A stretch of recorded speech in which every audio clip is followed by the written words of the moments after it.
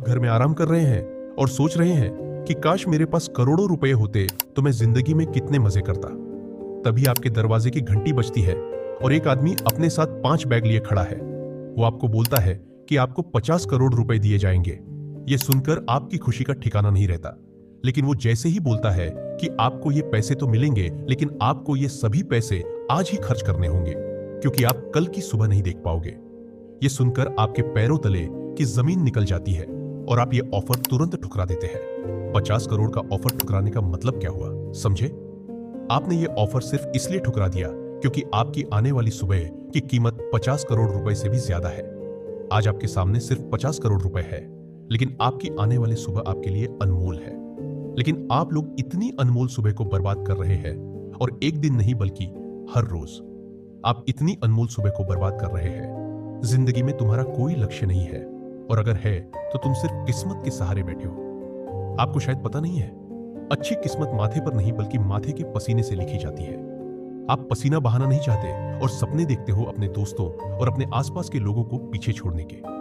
उठते ही तुम मोबाइल को उठा लेते हो और तुम्हारा अगला 1 घंटा लोगों की रील और वीडियो देखते हुए कब निकल जाता खुद तुम्हें भी पता नहीं चलता। पागलों की तरह तुम रील और वीडियो को देखकर खुद ही हंसते रहते हो। तुम अपने आप को दूसरों से कमजोर समझते हो।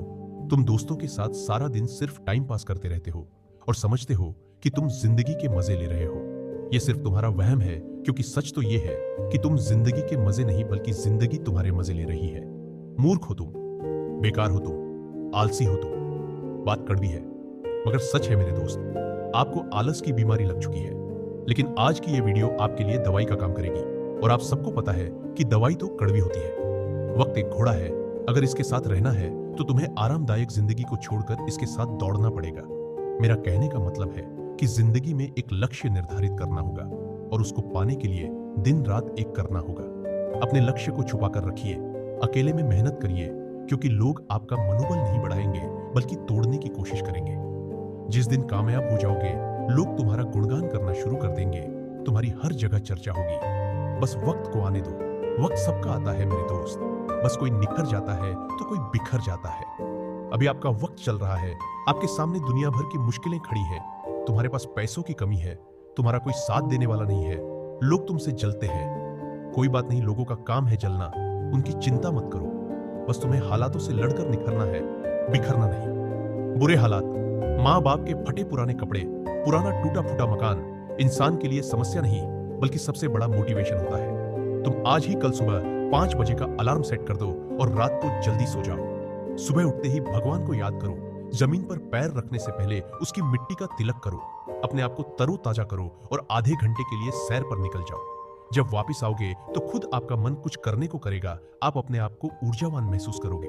आप जुट जाओ अपने लक्ष्य को पाने के लिए और सिर्फ 2 घंटे का समय दे दो, किताबों को, खेल को, जो भी आपका लक्ष्य हो, क्योंकि सुबह के समय में कोई तुम्हें रोकने टोकने नहीं आएगा। और बाकी दिन में क्या कुछ करना है सब एक बड़े से पेज पर लिखकर अपने कमरे की दीवार पर चिपका दो। कब खेलना है, कब घर वालों के काम में हाथ बटाना है, कब दोस्तों के साथ बैठना है। लगातार 1 महीने ये सब करने के बाद आप खुद महसूस करोगे कि आप बाकी निठल्ले दोस्तों से आगे हो, फिट हो, तुम सही रास्ते पर हो।